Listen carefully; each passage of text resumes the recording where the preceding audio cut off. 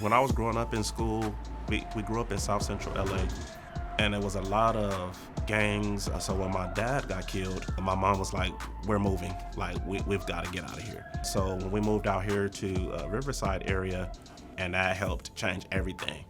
I was like, oh man, like I don't have to fight in order to survive. At least, you know, you could go home, you don't have to worry about gunshots coming through the window, things like that.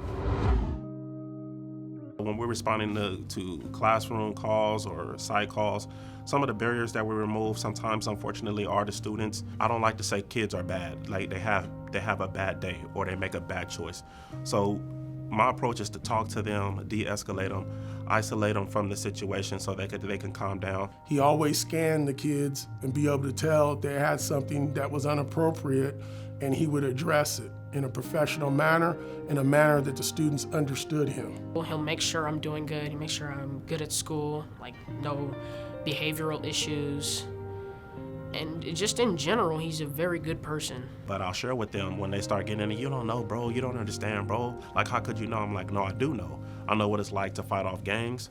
I know what it's like to feel tempted to join one, but I also know what it's like to say, you know what, like if I have to fight every day to stay out of it, I'll fight every day to stay out of it. He has told me what it was like when he was in high school, and it makes me strive to be like that.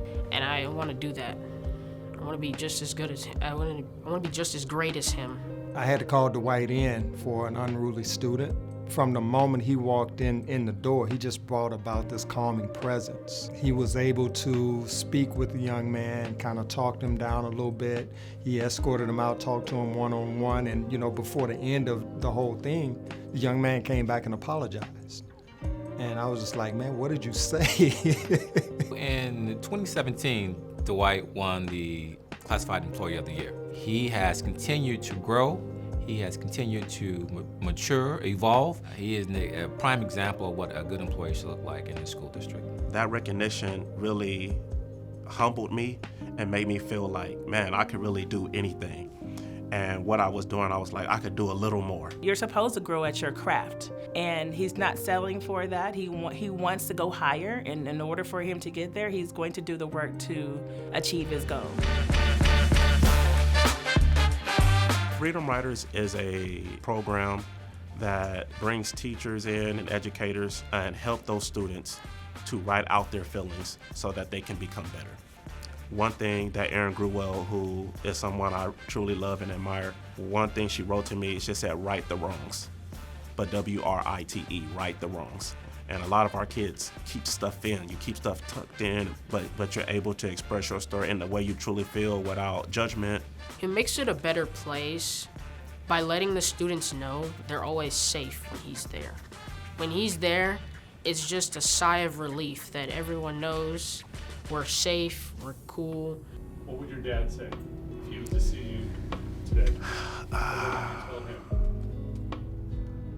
tell him? If my dad was here, I would say, I hope he'd be proud of me. I think he would be proud of me. One of the last conversations I had with him that I remember, he said, no matter what happens to me, like, keep going. When it's hard or when it's tight, frustrated, whatever, just keep going.